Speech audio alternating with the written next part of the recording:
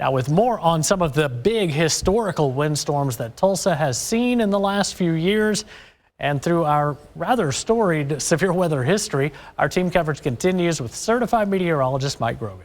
Yeah, James, Tulsa is no stranger to these powerful winds. I'll step out of the way. This was the scene on July 14th, 2016, when we had winds of 60 to 80 miles per hour blowing through the Tulsa metro area.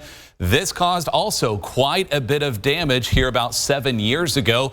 In fact, Tulsa had at one point over 100,000 customers without power, not quite to the level we just had this past weekend and still have, but certainly causing incredible amounts of damage in our area as well. That was considered a derecho. Let's go and talk about what those are here in the Tulsa area, and actually anywhere in the country. They're considered a widespread, very long-lived thunderstorm, a squall line, if you will, extending over 240 miles, and along that entire path, winds that are severe strength greater than 58 miles per hour. In fact, we're in one of the most prone locations in terms of climatology. You see this little bullseye over northeast Oklahoma into the Ozarks. That means we get 4 derechos every 3 years. We're the most prone location in the United States for such a windstorm, and we have had several of them of note. Going back to several that you might remember if you've been in the Tulsa area, starting with 2004, this is one that you might be very familiar with. This is the one that actually produced some 80-mile-per-hour winds that went right through the downtown area. In fact, as we take a look at some of the